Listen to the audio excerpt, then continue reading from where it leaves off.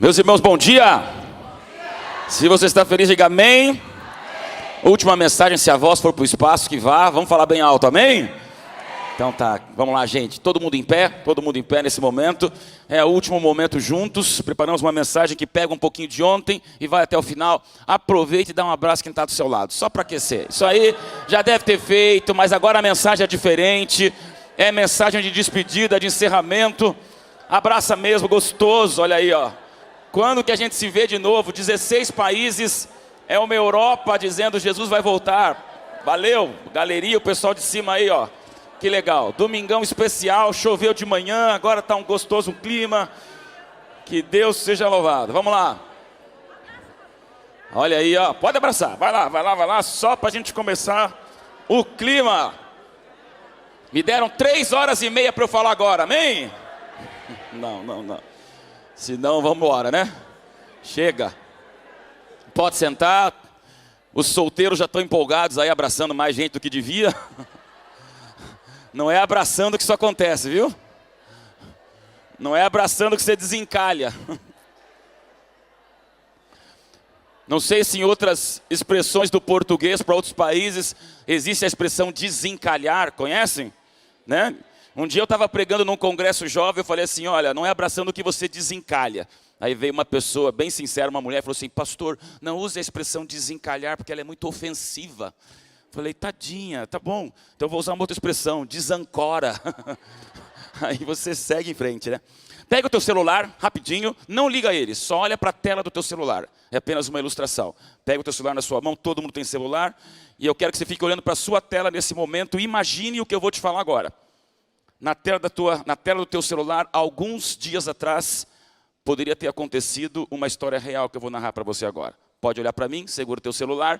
Dia 13 de janeiro de 2018, era um sábado no ano passado.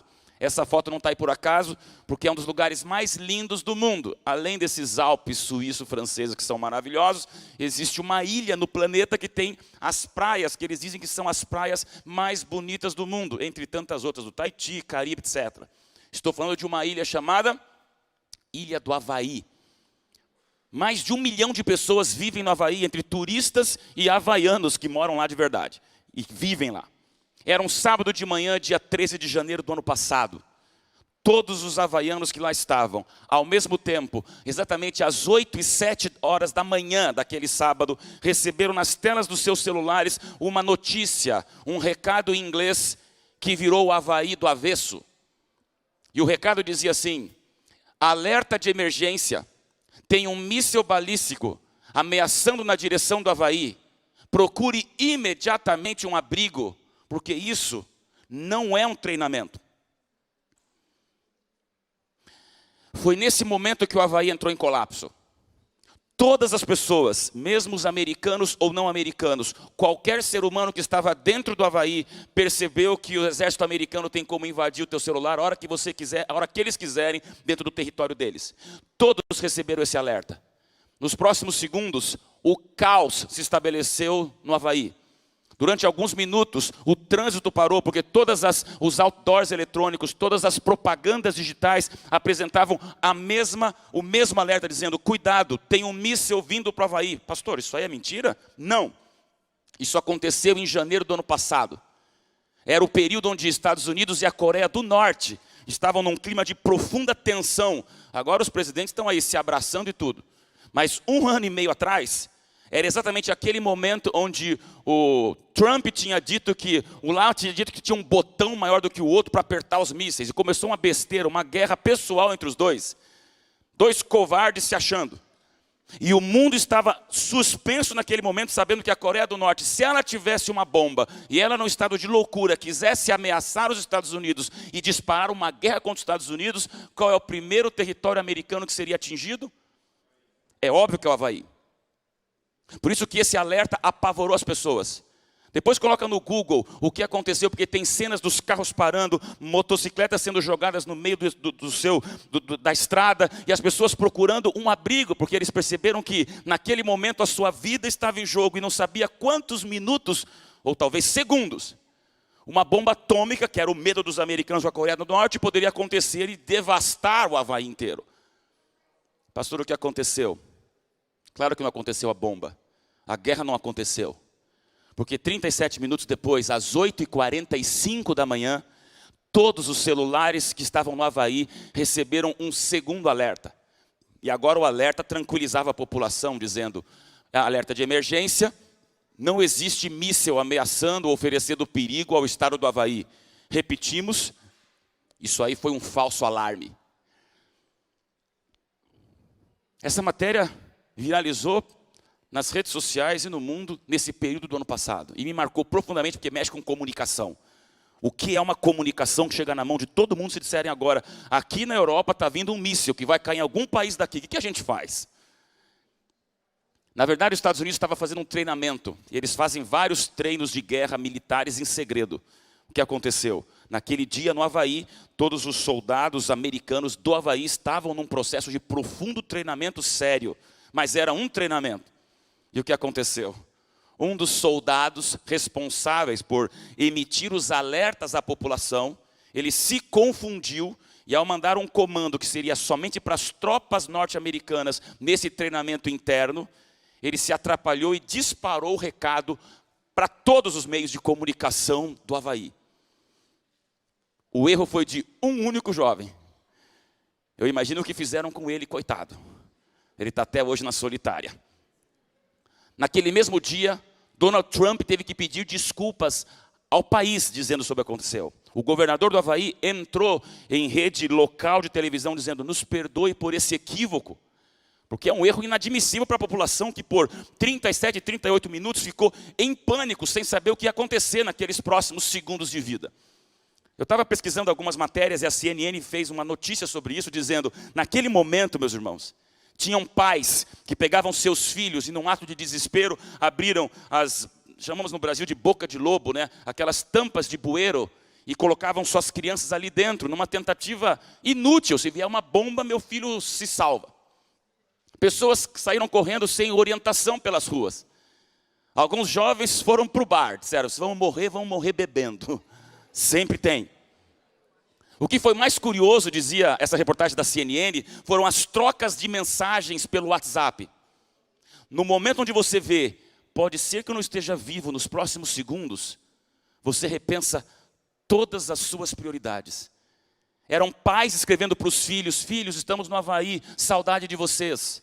Eram filhos mandando recado para os pais, mãe, faz tanto tempo que eu não te respondo num recadinho, me perdoa, estava aqui surfando, mas se eu morrer, eu te amo. Gente fazendo as pazes no desespero, porque quando você vai morrer, muda tudo. Teve até genro escrevendo para a sogra. Sogra, vamos para o mesmo céu. Eu tento te amar, sogra. Depois que descobriu que era um falso alarme, escreveu de novo, não, sogra, você continua cobra. Estou brincando. Mas sabe o que me fez pensar profundamente essa história? Meus irmãos, se eu estivesse no Havaí, estivéssemos agora vivendo isso, em questão de segundos, numa fração instantânea de tempo, muda tudo na vida. Não importa a bandeira, não importa a conta bancária, não importa o certificado na parede de um pós-doutorado, não importa a roupa que você veste, não importa as casas que você comprou, quando o tempo está acabando, sabe o que você pensa? O que você deixa e quem você leva. Só tem duas coisas na vida mais importantes. Quando nós estamos no momento da iminência de uma vida ser interrompida, o que eu deixei para o futuro dos meus filhos, o legado que eu deixo. E quem é que eu levo no meu coração? Quem foi que eu construí de relacionamentos na minha vida? Vivemos uma vida descartável, desesperada, mas quando você sabe que vai morrer, ninguém se preocupa se foi para a Disney ou não foi. Ninguém se preocupa se mudou de carro ou não mudou de carro. Você se preocupa quem eu amo e quem que eu deixo que se lembre de mim. Eu li um livro esses dias, se diz O Silêncio da Montanha. E um escritor, Khaled Hosseini, ele escreveu o mesmo livro, O Caçador de Pipas, muitos anos atrás. É um escritor iraniano, o camarada é muito bom na escrita. E ele fez um livro chamado O Silêncio das Montanhas, onde ali tem uma frase que me marcou profundamente quando ele fala sobre o tempo. Ele diz exatamente assim, o tempo é como um encantamento. Você nunca tem o quanto você gostaria.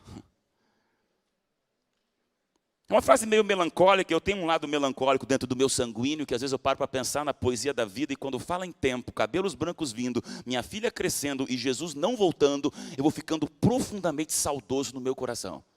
Porque o tempo é esse encantamento. Ontem eu tinha 20 anos, idade do vocal. Antes de ontem eu tinha 10 anos, idade da minha filha. Agora eu tenho 44 anos e não me sinto nessa idade.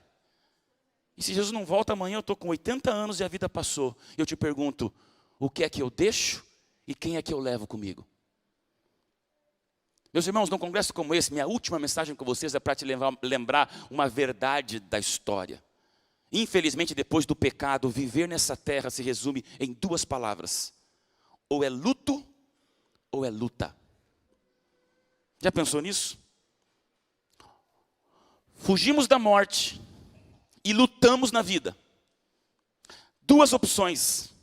Quem já viveu é luto. Quem está vivo é luta. Será que a vida é mais do que isso? Eu queria refletir com você nesse domingo de manhã, essa palavra tempo, e a gente pensando um pouquinho, o que realmente vale, o que realmente existe na nossa história.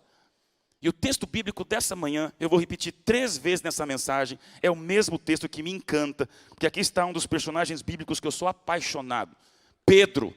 Pedro nos representa no entusiasmo, na oscilação, nas tentativas de acerto, mas com erros. Pedro é aquela montanha russa da nossa vida. E Pedro diz, em 2 Pedro 3,9, um texto que eu amo para nós encerrarmos o congresso, que diz, não retarda o Senhor a sua promessa. Posso continuar? Como alguns a julgam demorada, pelo contrário, Deus é longânimo para convosco, não querendo que nenhum pereça, senão que todos cheguem ao arrependimento. O último texto desse congresso, que extingue todas as bandeiras, territórios, geografias e diferenças idiomáticas, de cor, de origem, não importa. Esse é o texto da promessa que nos nivela na palavra de Deus. Para Deus não importa o país que a gente é. Para Deus importa o lar para onde vamos. E a minha Bíblia me lembra, Deus não está demorando. Deus não está atrasando. Deus tem um momento certo, meus irmãos.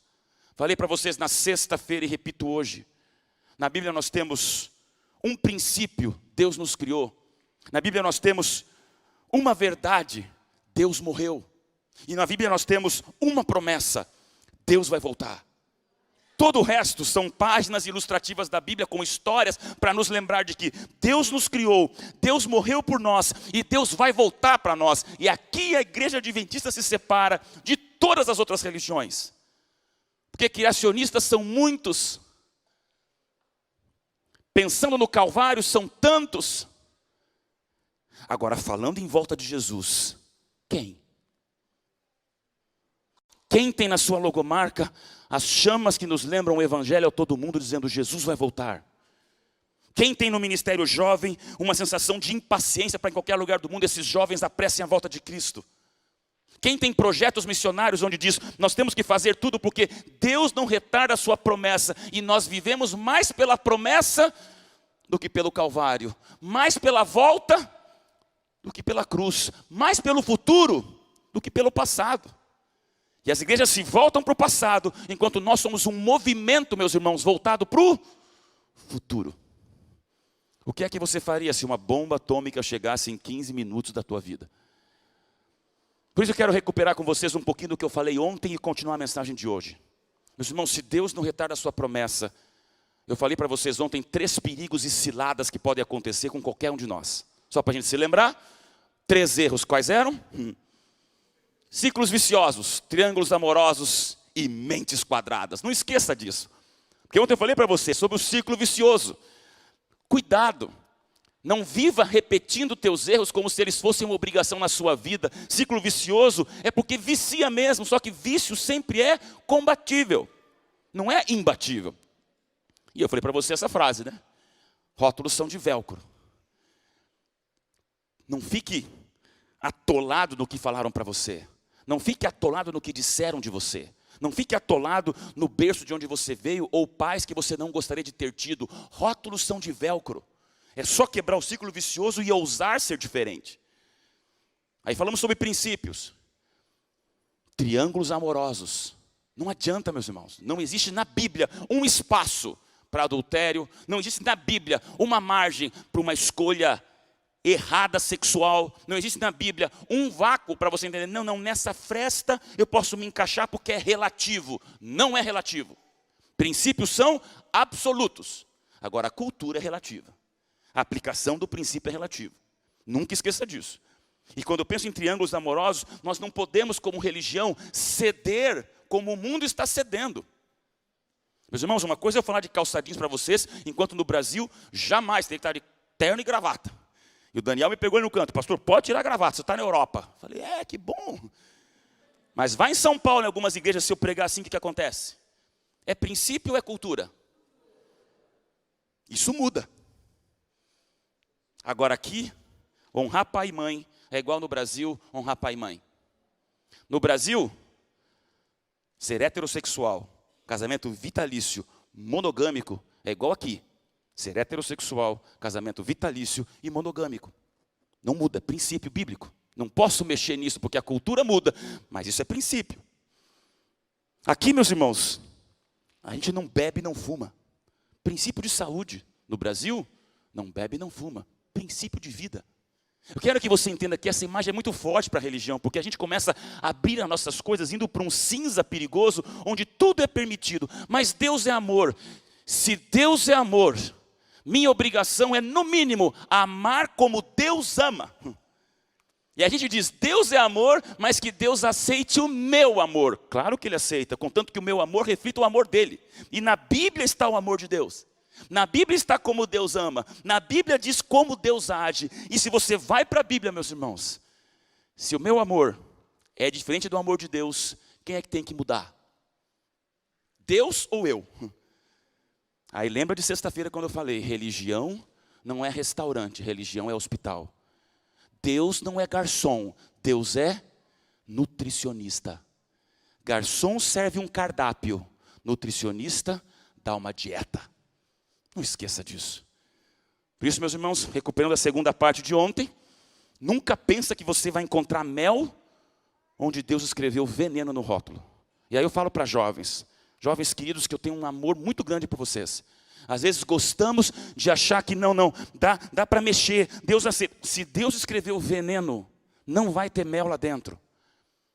Pastor, mas é tão gostoso. É agora. Deus sabe o que é o para sempre para você. Pastor, mas todo mundo faz. E daí? A Bíblia nunca foi das maiorias, foi sempre das minorias. Então não esqueça disso, meus queridos amigos. Não abra mão do que é certo do princípio. Não é porque o pastor é bacana, é descolado e vem de calça jeans falar que agora os princípios estão abertos. Não, meus irmãos. Dá para ser descolado e legal, dizendo, meu Deus, se está veneno no rótulo, eu obedeço. E aí vamos para a terceira parte, onde eu recomeço agora, lembrando a você, faltam 15 minutos para o que viveu o Havaí, o que nós priorizaríamos? Nós priorizaríamos disruptura completa e fim de mentes quadradas. Deixa eu falar um pouquinho para vocês sobre isso, porque nós vivemos as vacas sagradas. Eu queria pedir para você, não adianta, meus irmãos, existem vacas sagradas que não são bíblicas, não são princípios. Vacas sagradas são aquilo que a gente acumula com a nossa história, e de repente eu olho aqui no pianista e falo, olha, eu sou formado em piano, eu toco piano diferente de você, mas o meu estilo é melhor do que o seu. Peraí, se eu tenho um estilo diferente do dele, nós não estamos discutindo princípios, estamos discutindo que talvez eu tenha uma vaca sagrada diferente da dele. Eu queria apelar a você, rompa com as vacas sagradas. A gente se apega ao nosso banco cativo de igreja. Esse é o meu espacinho, ninguém pega. Ai, se mexer no meu lugar. E de repente você percebe que o futuro não é nem igreja assim. Pequenos grupos embaixo da árvore na perseguição, louvando a Deus, e não vai ter banco de igreja cativo. Mensagem dura que eu estou falando com vocês, mas é com carinho, muito amor. Para que a gente quebre essas vacas sagradas e consigamos pensar de maneira alternativa numa missão muito maior do que a gente. A missão da igreja é maior que o meu sobrenome Fonseca. A missão da igreja é maior que o meu nome, Odailson. A missão da igreja é maior que a minha família. A missão da igreja é maior do que a minha formação educacional, como se eu fosse a regra do mundo. Eu não sou. A regra do mundo é o que está na Bíblia. Aí essa frase é pesada. Eu queria falar para vocês, como adventistas, um povo remanescente, um povo que estuda a Bíblia, um povo que tem profundidade bíblica. Toma cuidado, porque isso é pesado que eu vou te falar agora. Nunca saiba tudo. Pastor, não estou entendendo, você está dizendo que eu não tenho que estudar a Bíblia? Você vai entender. Às vezes nós nos tornamos especialistas em dizer que nós sabemos tudo. Eu já tive fases na minha vida onde eu olhava e dizia, eu sei, os jovens não sabem. Já tive momentos onde eu falei para minha filha, filha, escuta porque o papai sabe tudo e você não sabe nada. Eu luto com isso, e você também, porque nós gostamos de ser o umbigo do mundo, dizendo, nós sabemos tudo. E eu quero dizer para você, um dos perigos da missão da igreja, de um Jesus que diz, não estou demorando para voltar, é a gente achar que sabe tudo. Porque esta é a imagem de quem acha que sabe tudo. Quando nós sabemos tudo, nós nos distraímos daquilo que nós não sabemos. Se você fecha a tua mente para dizer, eu sei tudo, você não vai ter espaço na tua mente para ouvir alguém muito mais novo que você dizendo, olha pastor, Orkut não existe mais. Olha pastor, essa rede social já mudou, viu? Não, mas essa é a minha rede social. Pastor, ninguém está nela mais. Isso me fere, até eu perceber que eu não sei tudo. Eu tenho que ter ouvidos abertos para escutar outras pessoas, outras famílias, outras histórias, outros pastores, outros professores, com a mesma Bíblia, mas com percepções culturais diferentes que me digam, pastor, cuidado, aprenda sempre. E já percebeu que nós temos uma realidade como religião?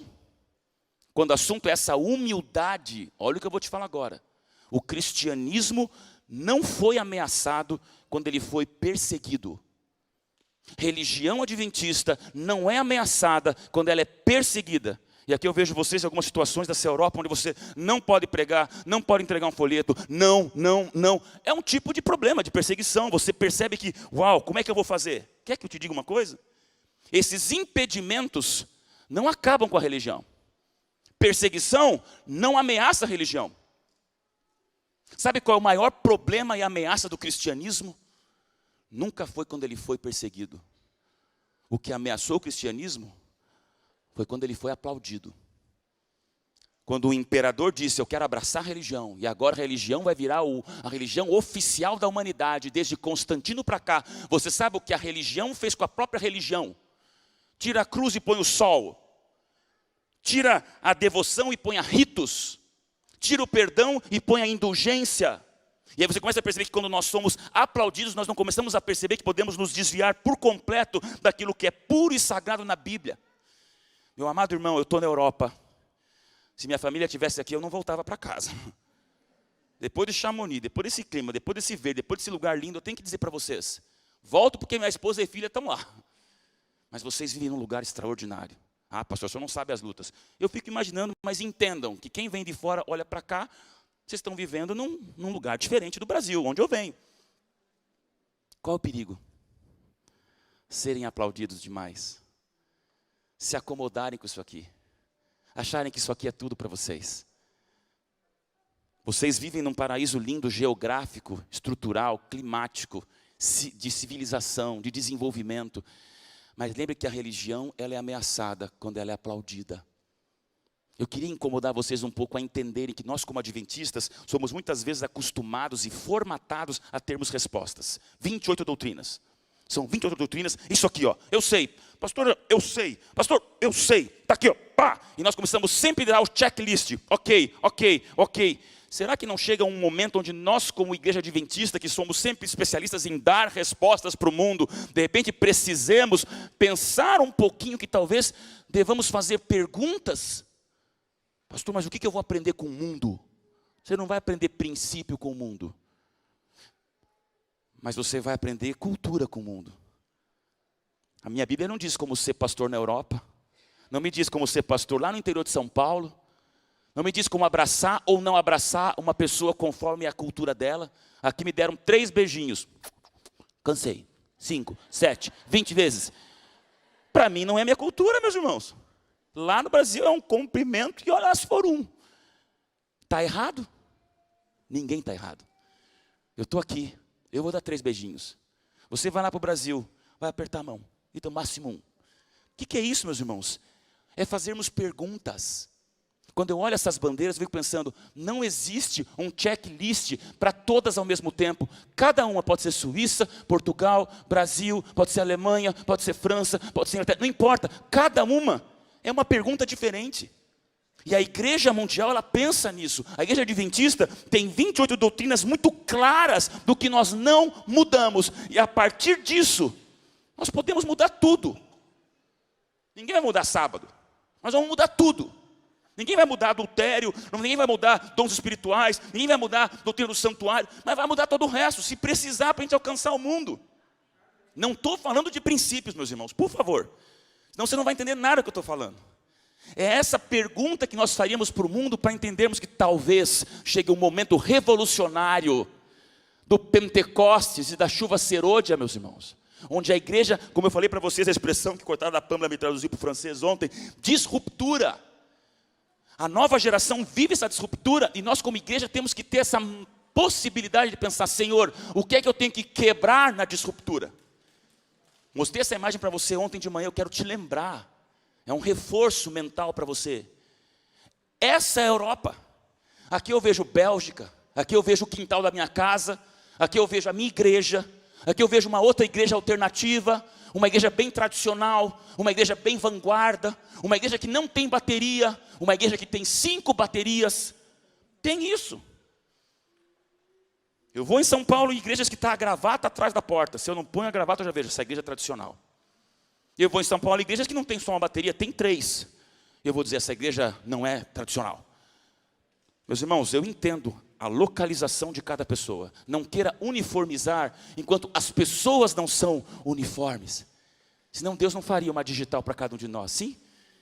Você pode ter tudo parecido comigo, mas a minha digital, nem minha esposa, que eu amo de verdade, não tem. Se a digital é só minha, como é que eu quero equalizar todo mundo pela minha digital? Então eu quero que a gente pense um pouquinho sobre a realidade de como, aqui na Europa, você abrir um pouco mais a sua mente. E isso não é abrir a sua alma. A minha alma convertida, eu não mexo. Mas a minha mente, para perceber perifericamente como nós vivemos aqui, num formigueiro diferente de pessoas, raças, religiões e nações. Meus irmãos, isso para mim é fascinante. Eu me fascino em ter que mudar de uma hora para outra. Falei uma coisa errada, já mudo, vou para uma outra coisa, já mudo. Vou contar uma história para vocês. Quando eu fui pastor no Nordeste, eu estava no Rio Grande do Sul, com meus pais, vivia na mesma associação. Meu pai era o secretário, minha mãe era o Ministério da Mulher, e eu era o departamental JA. Pensa ali na família, né? Deus não deixou muito tempo isso. Estava com o começo de ministério, 5 anos de ministério, um chamado para eu ir para o outro lado do Brasil, ser pastor de todo o Nordeste do Brasil.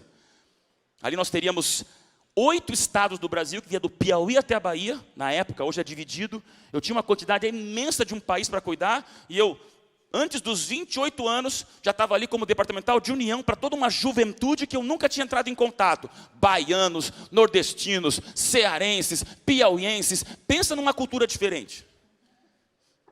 E adaptação, meus irmãos, eu com a minha visão de sul, todo mauricinho, todo arrumadinho, vou lá para o Nordeste. Me lembro que na primeira vez que eu estava com um encontro de anciãos, pensa numa igreja dessa, entupida de líderes, líderes os mais sérios, mais velhos, experientes. Eu estava com o meu presidente que estava me conhecendo, ele me chamou porque ouviu comentários de mim lá do Sul, mas ele não me conhecia, pastor Giovanni, na primeira fileira, pastor. E essa é a minha apresentação. E eu estava com a mente de baiano, só que eu estava em Recife. Bahia é uma coisa, Pernambuco é totalmente outra, e a gente não pensa assim. Eu estava no Pernambuco, primeiro momento com o meu presidente.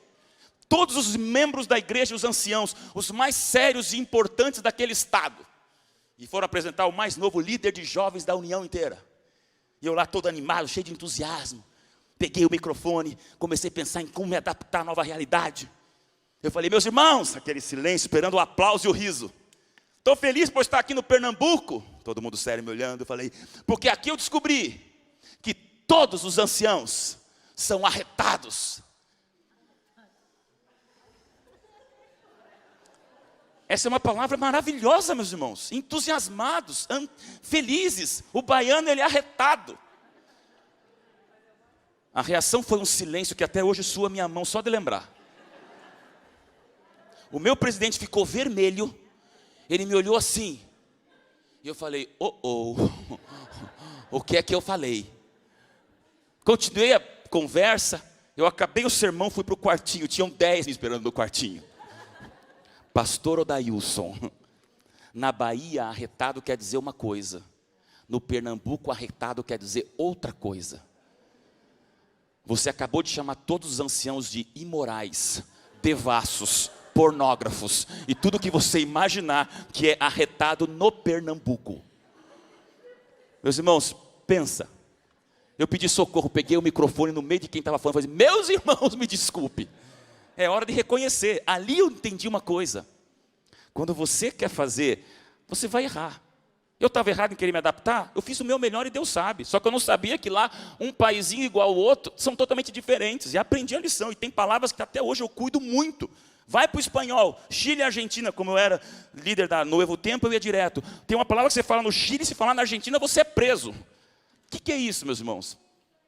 É um mundo diferente. Eu, pelo menos, me fascino com essas experiências. Porque o ser humano ele é tão fantástico que nós temos que perceber que vivemos esse conflito de gerações, que na verdade não é um conflito, são gerações diferentes que convivem.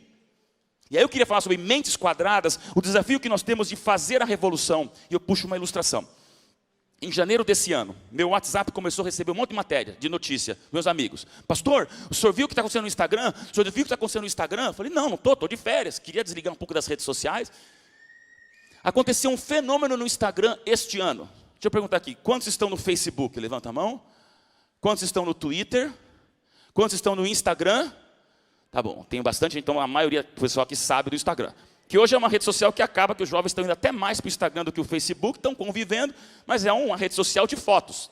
Só para você saber, o Instagram tem alguns fenômenos de postagens lá.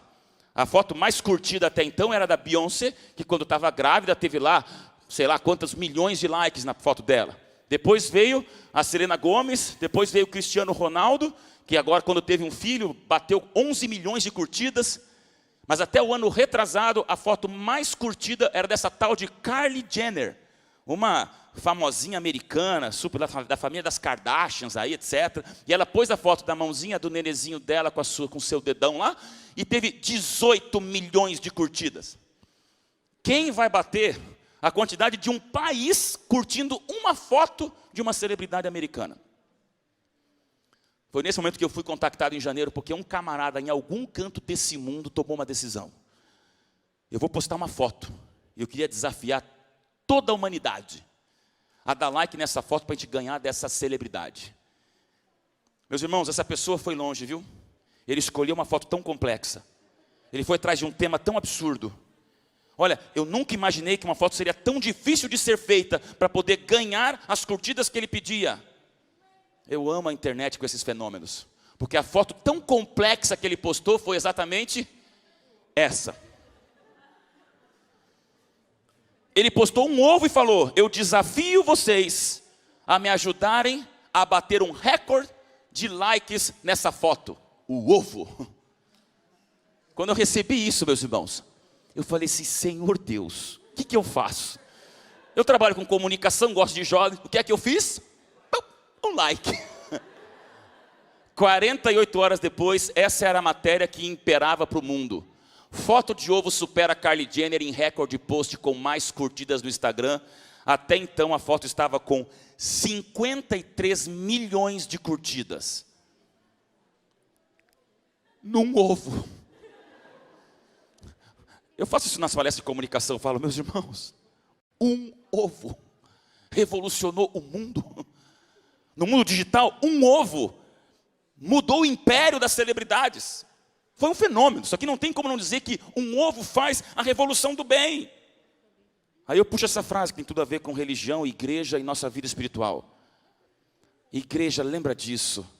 A internet mostra que os grandes movimentos colaborativos fazem a revolução.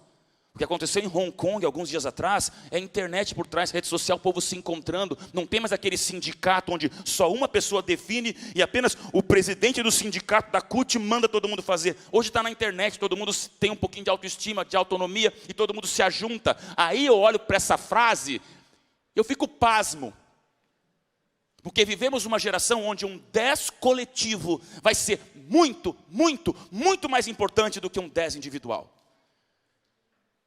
E é incrível como Jesus trabalhava com os discípulos de maneira que os 12 fossem mais importantes que um só. E o único que quis ser um só para resolver o problema da redenção foi Judas. E olha que Pedro estava no caminho. Se Jesus não tivesse dado umas boas lapiadas em Pedro, umas boas palmadas morais em Pedro, para dizer: Pedro, você é importante, mas você não é tudo. Tu me amas? Amada igreja, isso aqui é missão. Não é um pastor. Tenho aqui um presidente de união, tenho aqui um líder de comunicação de união, tenho aqui o líder da CELP. Somos líderes, eu sou um líder em São Paulo. Tenho aqui uma moçada que é líder na sua empresa. Você é chefe de alguma coisa. Mas entenda, a missão da igreja não vai ser cumprida por um pregando. A missão da igreja vai ser cumprida por 10 coletivamente juntos, dizendo: um ovo revoluciona o mundo. Como é que a Bíblia não pode revolucionar também? O que está faltando na gente de unidade, de aproximação? Quando Cristo diz: eu não vou demorar minha promessa, eu olho para essa imagem e falo: essa é a imagem da igreja adventista. O diabo é um tubarão enorme. Os problemas são absurdamente grandes. Mas nunca, por maior que seja um tubarão ou uma baleia, põe ali, vai ser maior que um cardume inteiro unido, sincronizado, colaborado e fazendo uma coisa junto. Você entende isso? Eu me apaixono quando eu vejo a possibilidade de nós quebrarmos as regras, nós quebrarmos as diferenças, nós quebrarmos a oposição. Agora eu vou preparar para vocês uma coisa que nos surpreendeu. O Matias está aqui, trabalha comigo, fizemos esse ano um trabalho juntos ali no nosso departamento. Semana Santa. A nossa equipe sentou e falou assim: como fazer uma Semana Santa diferente? A igreja faz tanta coisa para dentro, queremos fazer alguma coisa para fora. E aí nós lemos essa reportagem que dizia: pesquisa mostra que brasileiro tem muito pouca disposição para conversar com quem pensa diferente. Gente, troca isso aqui por francês, por italiano, por americano, por australiano, certo? Português, né, pastor? Todo mundo gosta da sua própria opinião. Não me venha que é só no Brasil. Pouca disposição para conversar com quem pensa diferente. Eu te dou 10 segundos. Pastor, penso diferente. Tá bom, não quero mais falar. Nós não somos assim? Te dou 30 segundos. Pastor, eu discordo de você. Opa, já levanta uma barreira enorme aqui. Eu já não gostei de você. Nós somos seres humanos. Eu gosto das pessoas que se parecem comigo. E essa reportagem prova isso. Aí nós fizemos um vídeo. Please, the second video, ok? Next time, please. Nós preparamos um material. Decidimos colocar pessoas uma de frente para a outra. Você deve ter visto esse vídeo pela internet, porque viralizou, mas eu queria mostrar para alguns que não viram. Isso nos surpreendeu muito. Pessoas que se odeiam em times diferentes de futebol.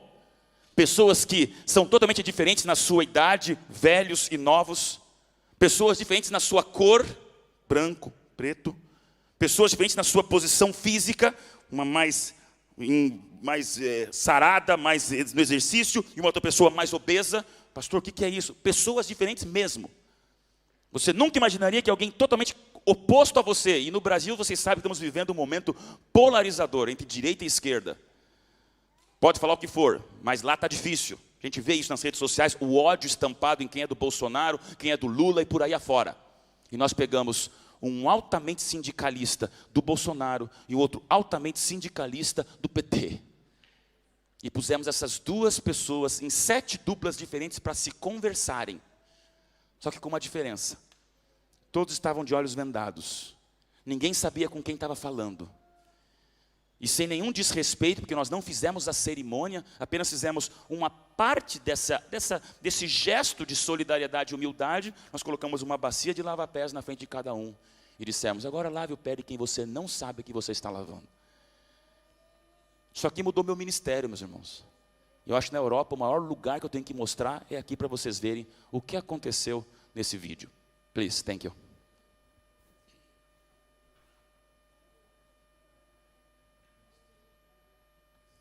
No áudio.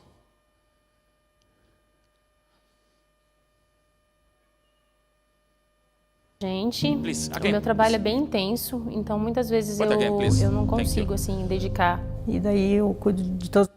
Thank you, perfect. Pode perder o ano, pode perder tudo, mas não pode perder pro Corinthians. Ultimamente, o Corinthians, mesmo com um investimento bem inferior ao do Palmeiras, é um time muito superior. Eu tenho uma pessoa que trabalha com a gente, O meu trabalho é bem intenso, então muitas vezes eu não consigo assim dedicar. E daí eu cuido de todas as coisas na casa dela, cuido da Isabela também, né, que é a filha dela. A maneira com que eu me visto, ela dá credibilidade para o que eu faço. Nossa, ter que usar terno e gravata não é muito minha vibe, não. E a nossa democracia, a nossa liberdade tá indo embora. Eu sou o líder da resistência. Eu tenho o direito e o dever de gritar para todo mundo ouvir. Nessa polarização, eu defendo o lado da direita. Mas eu já percebi o comportamento estranho das pessoas pela minha presença, entendeu? Pelo fato de ser um pouco mais diferente. É claro que na minha infância era tudo muito diferente. Porém, as pessoas mudam com o tempo, seus gostos, suas preferências. Para mim é muito importante eu manter essa rotina de treino, porque eu sinto um bem-estar muito grande quando eu me exercito. Às vezes, por exemplo, faço alguns exageros, aí eu já sei que eu tenho que moderar depois, né?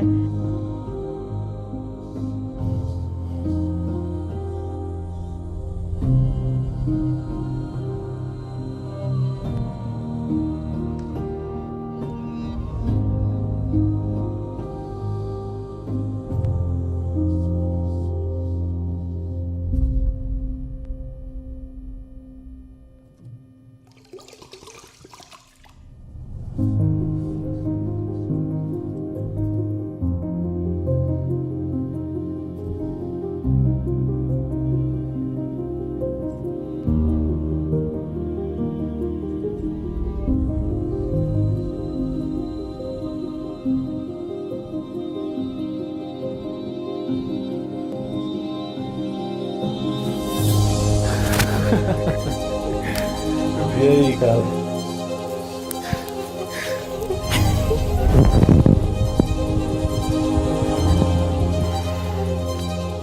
E aí, fera? Tem que confessar aqui que é um cara que eu já falei mal. Ah!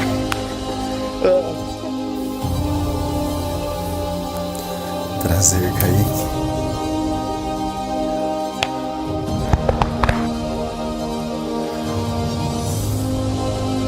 Ah, eu não sei. Nem imaginava, velho. Pra mim foi bem emocionante, assim. Essa pessoa que salva a minha vida, mas todos os dias. Desculpa qualquer coisa, viu? Eu que te peço. O aconchego desse abraço me lembrou um pouco do meu pai.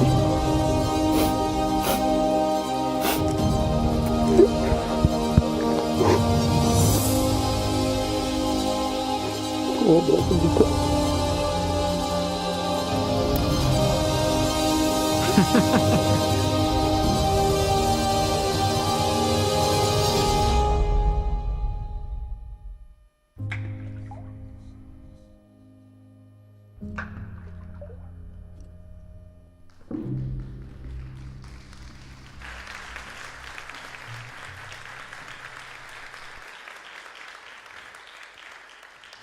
Vejo pessoas emocionadas, a gente que participou das 7 gravações se emocionou nas 7. Meus irmãos, mostrar isso no Brasil tem uma relevância, mas eu acho que mostrar isso aqui na Europa tem uma relevância muito maior. Sabe o que me surpreende nessa história? Você vê a patroa com a empregada. Você vê 2 jovens que se vestem totalmente diferente. Quando você vê aquela frase, no escuro vemos o outro mais humano. Isso é religião, meus irmãos. Adventismo é entender isso. Não teve eu estava preocupado com os 2 do partido. Eu falei, gente, tudo pode acontecer. Na hora que eles tiraram a venda, por alguns minutos você percebe que não existe presidente preso ou presidente eleito. Existe humildade humana que fala, é o toque da pele com pele. Eu acredito nessa história mais do que nunca. Vamos acabar na Globo, isso é só para você entender como uma ação que você quebra protocolos, ela pode ir longe. Em 48 horas, a Rede Globo ligou na programa de sexta-feira da Fátima Bernardes, que é de grande audiência, em pleno feriado da Sexta-feira da Paixão, estava lá passando o vídeo e levaram toda a equipe de produção que participou. O que eu vi nisso?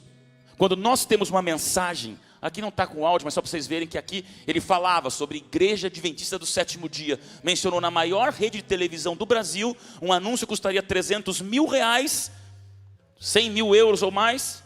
E ele fala, Igreja Adventista do Sétimo Dia fez um vídeo que quebra preconceitos, quebra barreiras. Agora, meus irmãos, nós não abrimos mão de 1 centímetro de princípio.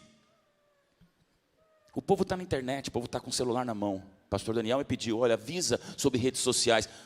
Não é complicado, tem que fazer. Eu gosto dessa frase.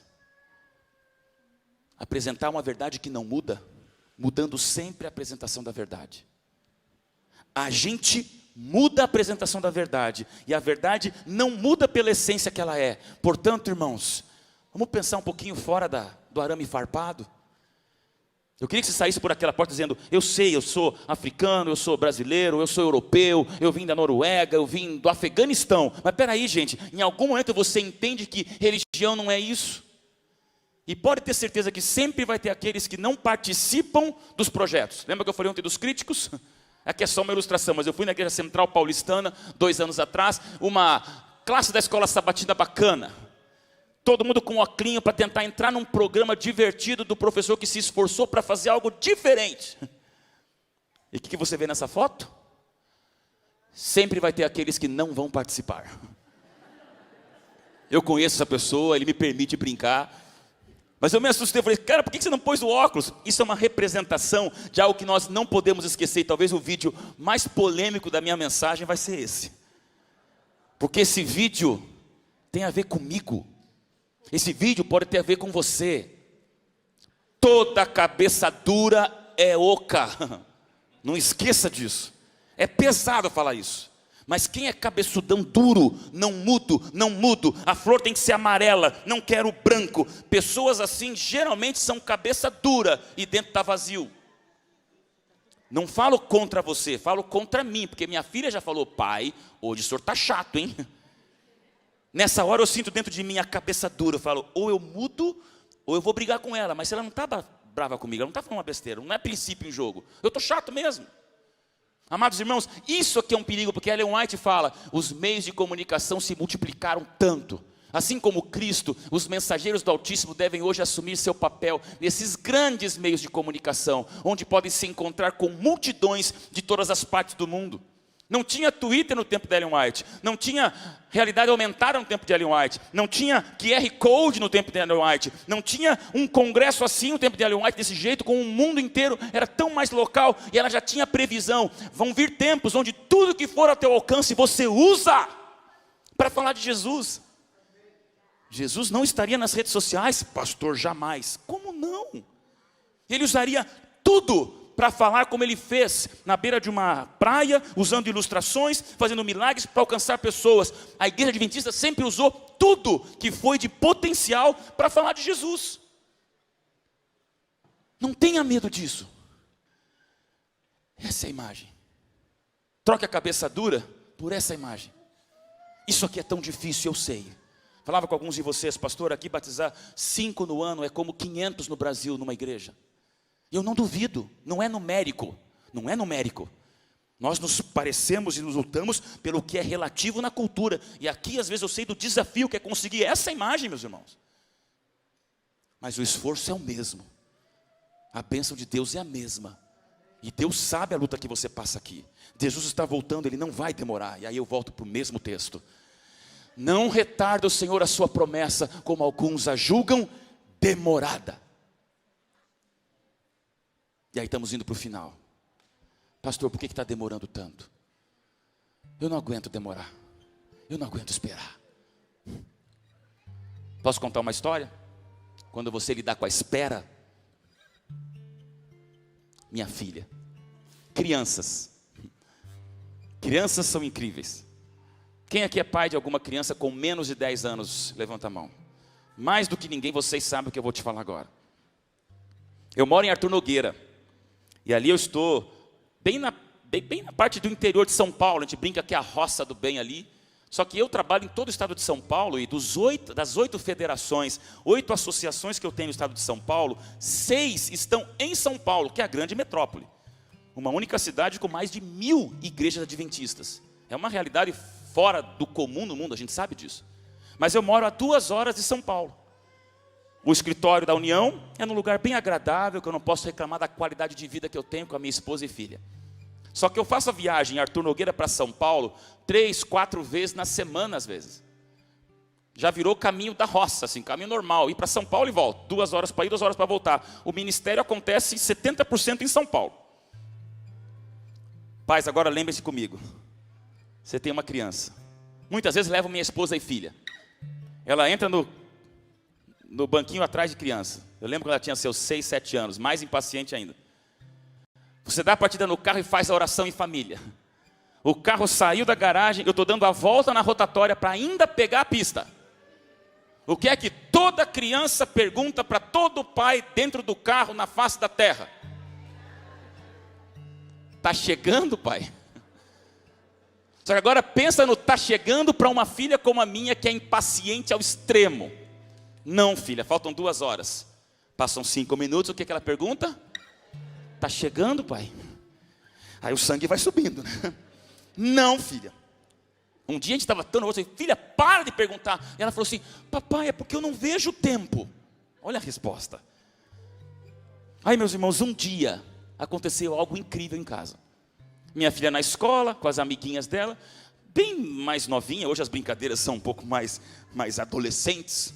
Mas me lembro que ela chegou e falou, pai, aprendi uma brincadeira nova. Eu falei, tá, filha, qual? Vamos brincar do que eu estou pensando?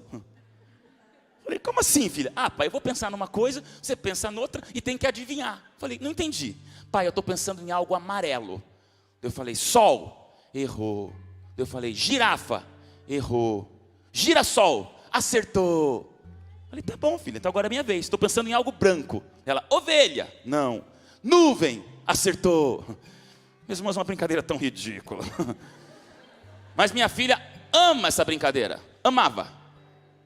E eu ficava tempos brincando com ela do que eu estou pensando. Aconteceu um dia, saímos de casa, fizemos a oração, entrei na estrada, não deu 5 minutos, qual foi a pergunta dela? Tá chegando, pai? Aí veio a iluminação do céu, né? Eu olhei para minha esposa e falei assim, tive uma ideia. Filha, vamos brincar do que eu estou pensando? E eu dirigindo. Os olhos dela explodiram diamantes. Ela falou, sim, papai, vamos. Eu estou pensando em algo azul. Estou pensando num bicho que come grama. Estou pensando numa folha assim. Meus irmãos, eu consegui durante 35 minutos segurar minha filha na brincadeira do vamos brincar do que eu estou pensando?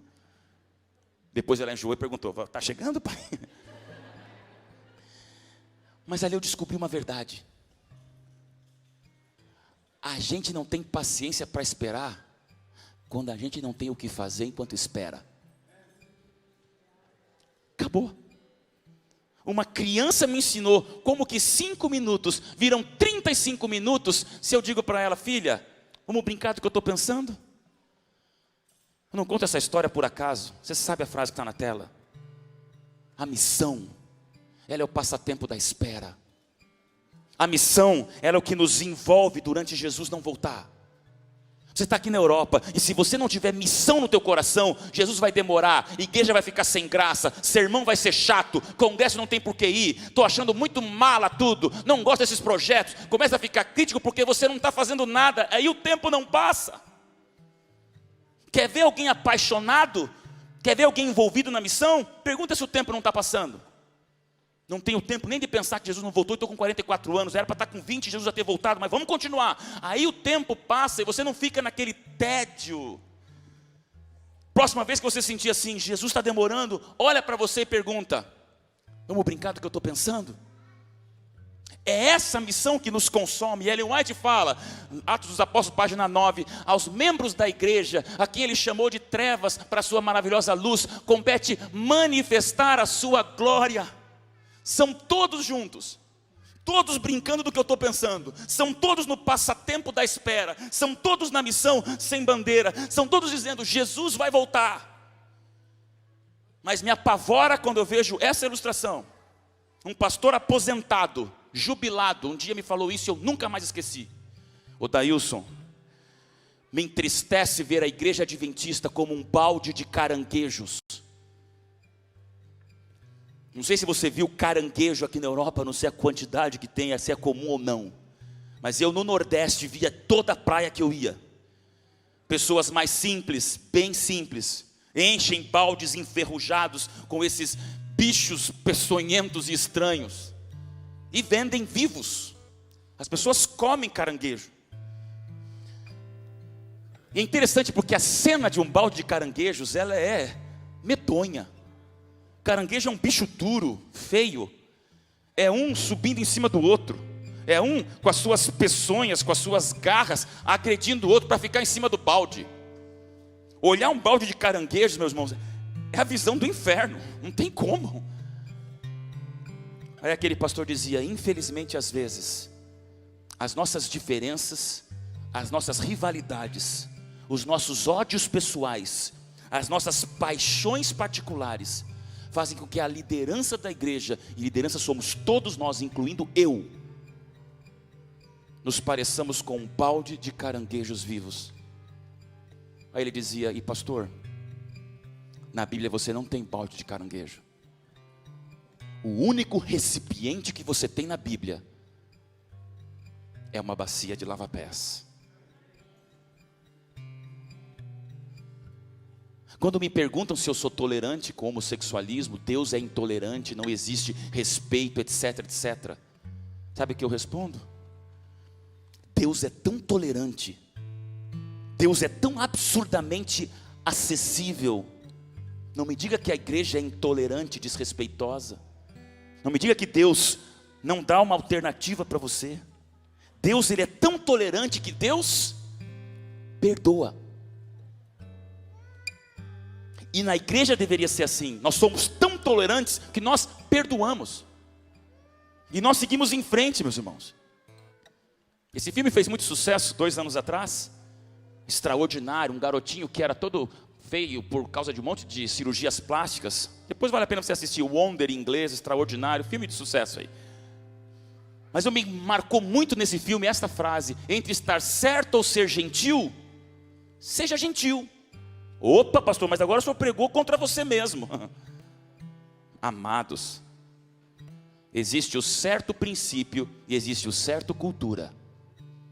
Existe o certo lei de Deus e existe o certo costumes e civilização. Jesus sempre teve que escolher entre certo e ser gentil e não feria princípios. Ele escolheu o quê? Ser gentil. Ir para a casa de Zaqueu.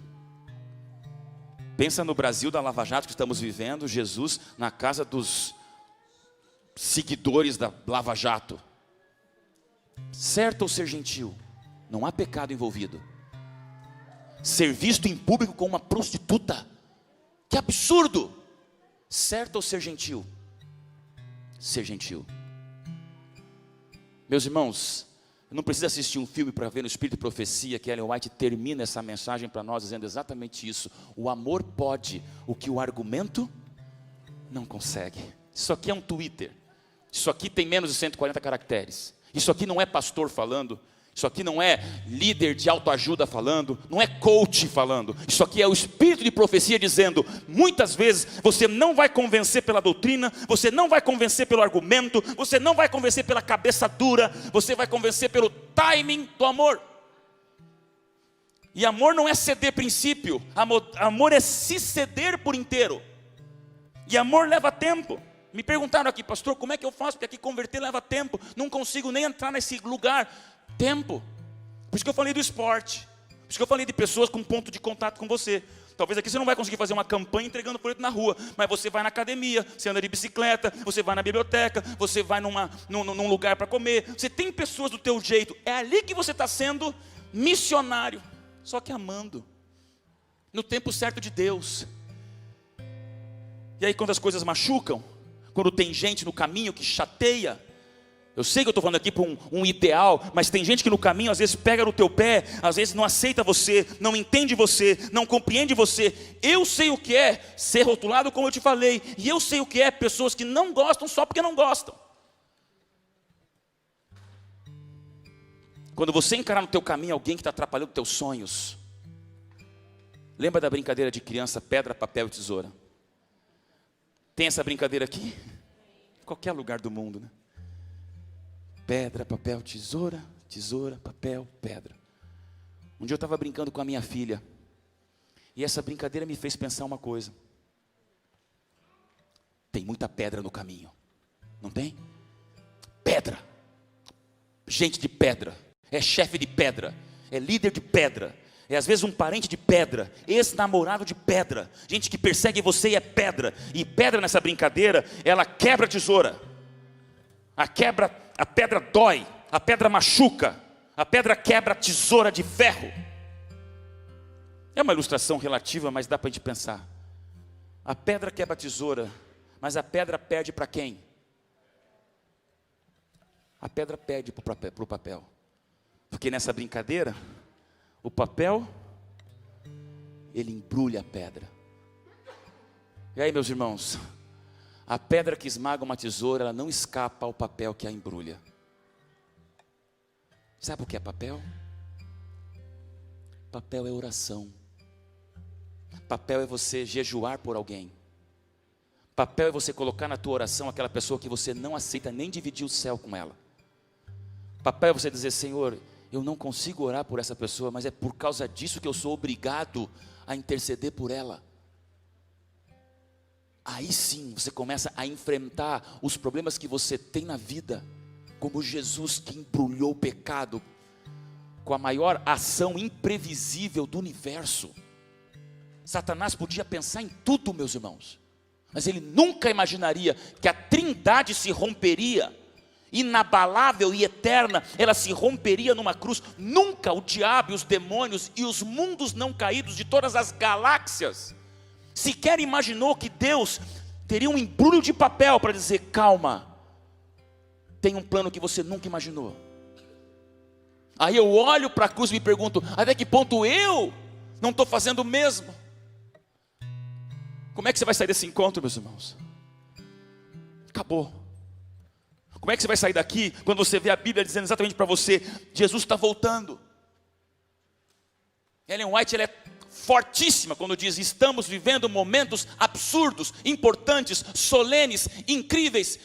Não dorme. Daqui a algumas horas pego meu avião e volto para o Brasil. Você fica aqui até o próximo congresso, para ano que vem julgar quem que é o cantor, quem que é o pastor. Essa mensagem eu vou gostar. E você recebe. Sou telespectador, eu sou um receptor. Eu sou sempre alguém que está armazenando. Esse pastor eu gostei, esse eu não gostei. Esse falou comigo. Gente, peraí. Você depende disso para ser um cristão envolvido na igreja? É um desabafo, meus irmãos. É um desabafo sincero. Se nunca mais me convidarem para vir aqui, é um desabafo sincero. Mas é alguém impaciente, porque eu vivo isso, meus irmãos. Estou em São Paulo, você está aqui na Suíça, na França. Eu penso, Senhor, são tempos solenes. Jesus tem que voltar logo. É a última história. 3 semanas atrás, 3 para 4 semanas atrás, eu fiquei ainda mais impaciente com a vida. No ano passado, novembro do ano passado, eu pregava para 10 mil jovens, num descampado no norte do Brasil, lá em Belém. Um calor como aqui, uma juventude apertada, apinhada, que era um mar de gente que eu não olhava o final naquele palco com a luz que me deixava solitário e até ansioso. Falei para aqueles jovens. No último sermão, conheci a história da Rosa. Essa jovem, sorridente, extraordinária, 25 anos, professora de educação física, numa escola adventista. Você via pelo porte atlético dela, que ela era firme, músculo forte. Um mês antes desse congresso acontecer, ela descobriu o impensável. Nunca pôs um cigarro na boca, e não vai explicar, ela estava com câncer no pulmão.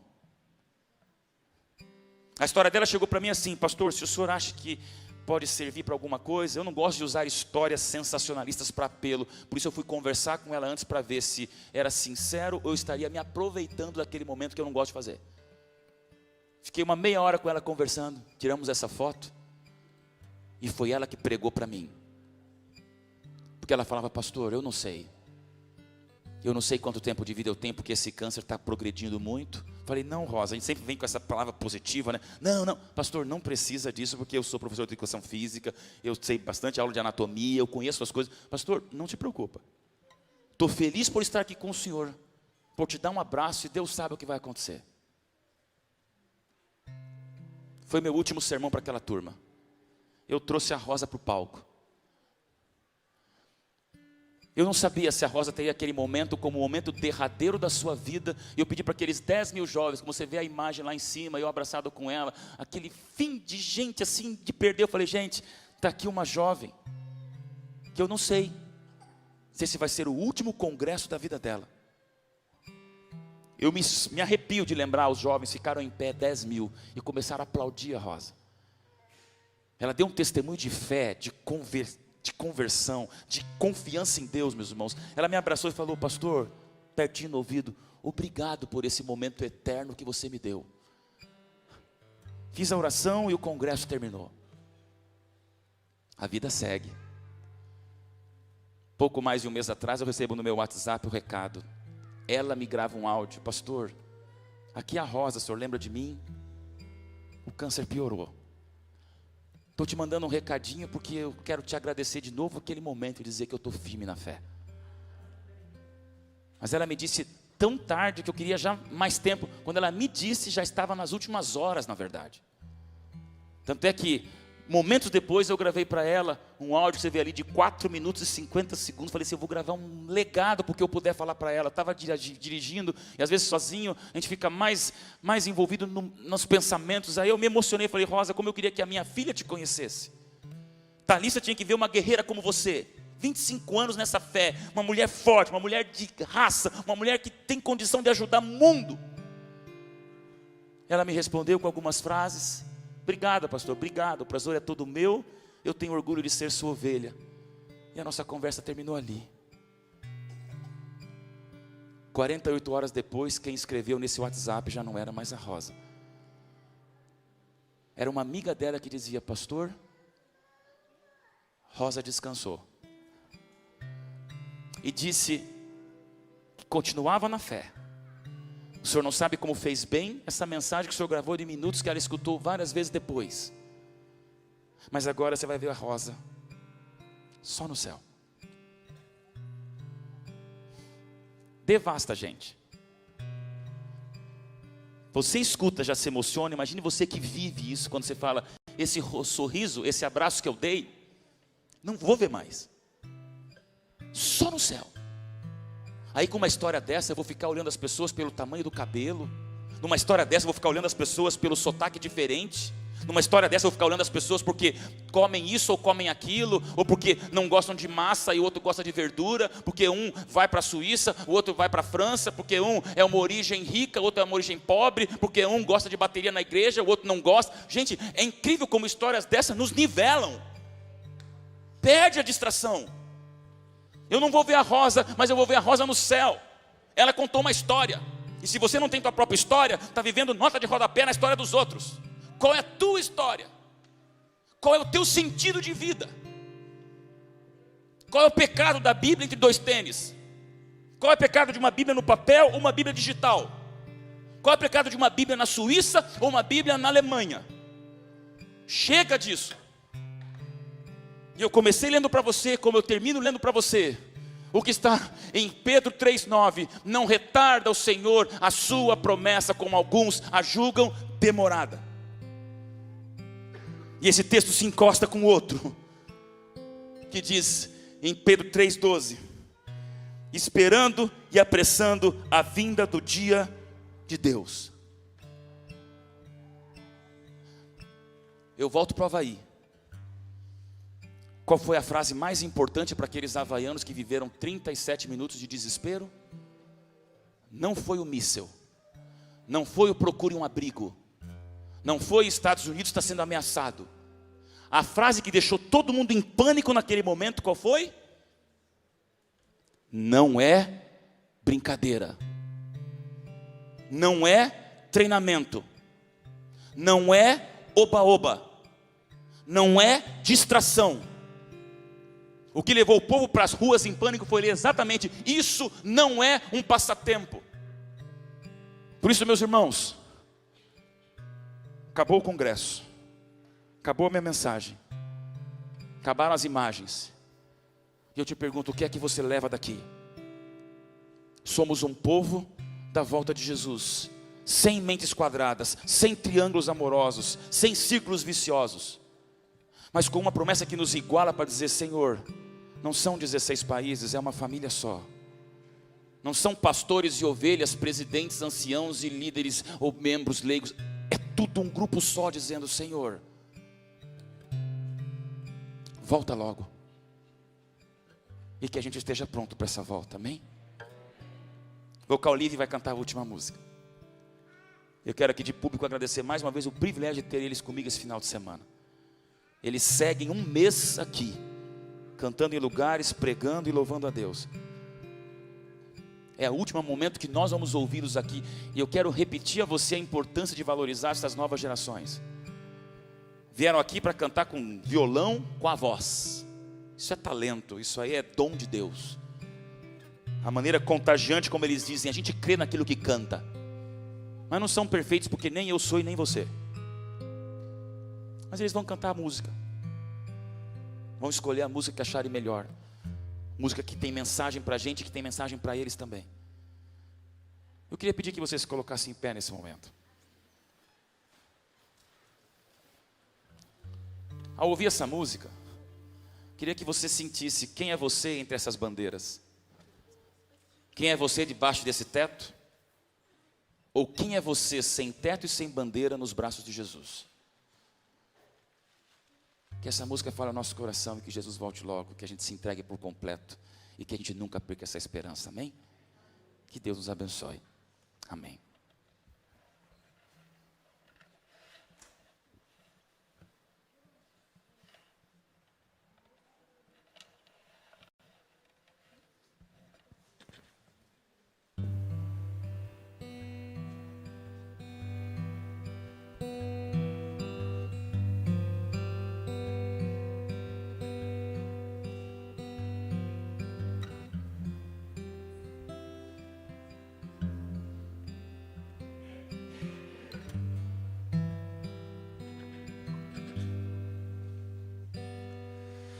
Longe, avisto a pátria amada, que por tantos dias sonhei, com toda a minha força amei.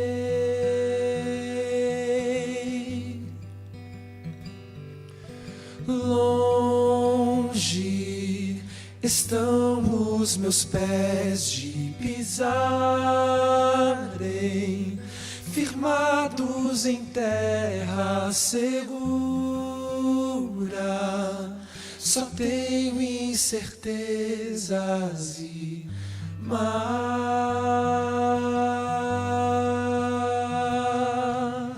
Vez em quando tempestade que me alcança e parece que meu barco não aguenta,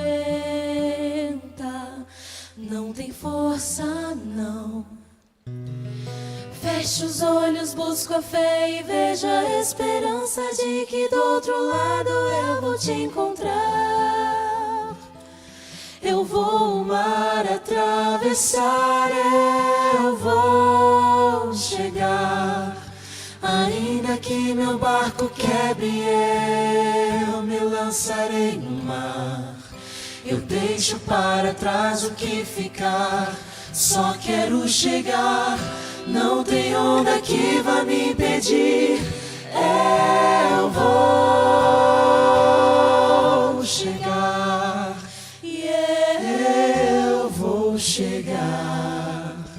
Tua terra é o meu lugar.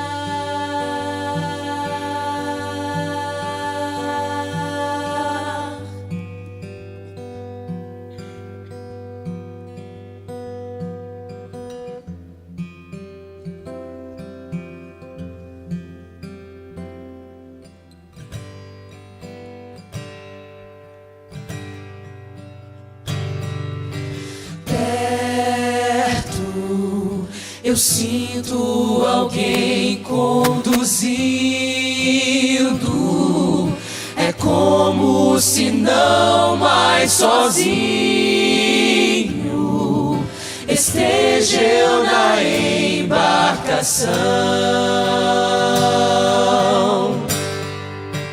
Eu vou chegar. Eu vejo que agora é possível.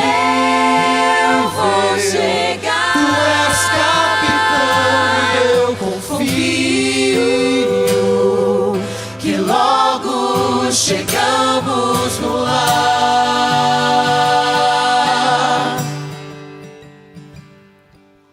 De vez em quando tempestade que me alcança e parece que meu barco não aguenta,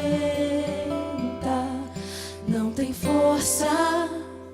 Não fecho os olhos, busco a fé e vejo a esperança de que do outro lado eu vou te encontrar.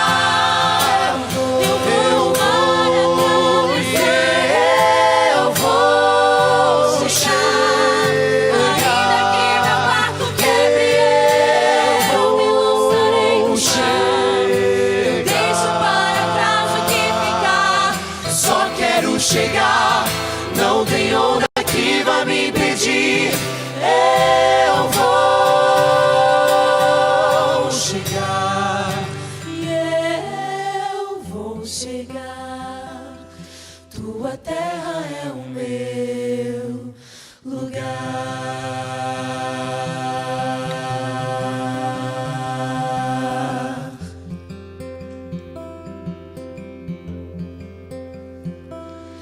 Tenho ouvido de uma terra linda, encantada, de um lugar onde a felicidade é total.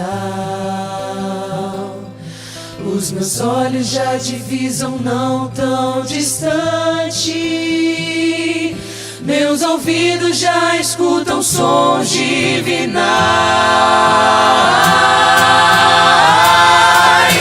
E eu vou chegar, ainda que meu barco quebre, eu me lançarei no mar.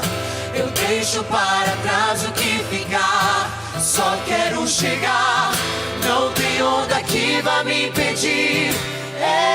Eu vou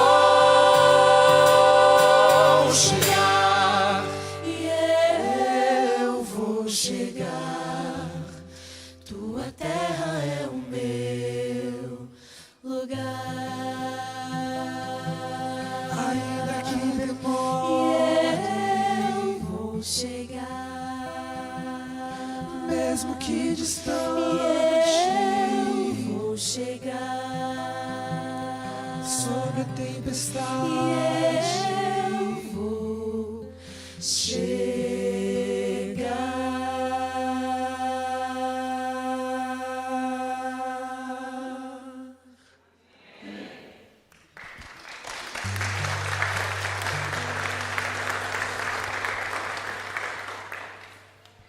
A gente vai chegar? É isso aqui que nos une. É isso aqui que está acima de bandeiras. Isso aqui que está acima de gerações diferentes. Isso aqui que está acima de sotaques e idiomas diferentes. É isso aqui que nos ampara. Não abra mão disso aqui por nada nessa terra. Que a palavra de Deus nos una. Que Deus nos transforme. E que Jesus volte logo. Vamos orar? Pai querido, é a tua terra o nosso lugar, Senhor. Às vezes as ondas estão altas. É uma muralha de água. Às vezes a gente não enxerga o que está além da muralha. Mas ali tem terra firme, Senhor. É através dessa tempestade, Senhor, que Tu nos espera. Numa terra eterna. O pior já passou. Se o pior já passou, Senhor, que não sejam as diferenças que atrapalhem o cumprimento da missão. Esse é um congresso único, Senhor, ímpar. Não temos famílias diferentes, são países com bandeiras, continentes inteiros da nossa origem, de onde viemos. Meu Deus, troque o balde pela bacia. Pai querido, abençoe cada família que aqui está, cada criança, jovem. Atrás de mim, Senhor, cuida muito desse vocal livre. Eles vieram aqui para nos lembrar de que são novas gerações com um jeito tão diferente, tão lindo, e por isso são tão tentados, perseguidos, e pregam no louvor, Senhor, que nos aproxima do céu. Intercedemos por eles e junto com eles todos os demais jovens dessa igreja com seus talentos para servir a missão da igreja. Meu Deus, estamos em pé com essa congregação, é o CELP, que deixa de ser uma sigla, Senhor, para ser um movimento impaciente pela cruz. Por isso, tem essa igreja, Senhor, abençoando, apoiando, líderes aqui. Mas agora, Senhor, nos tira da gente, Senhor, qualquer posição e nos nivele na esperança. Se tivermos que brincar do que estamos pensando, Senhor, que a gente se envolva na missão para o tempo passar mais rápido. Se tem alguém aqui apático, no tédio, angustiado ou indiferente, Senhor, esse é o momento do toque do Espírito Santo. Toca, Senhor, provoca, mexe tudo de uma vez. E que ao terminarmos esse congresso com essa oração, possamos terminar, Senhor, começando mais do que nunca a impaciência pela volta de Jesus. Obrigado por tudo isso. Volta logo. Volta logo, Senhor, que a gente esteja pronto para encontrar a Rosa, para viver o clímax da promessa do livro de Pedro. E, meu Deus, realizarmos todo o teu sonho para nós, por todo sempre. Em nome de Jesus. Amém, Senhor. Que Deus abençoe você.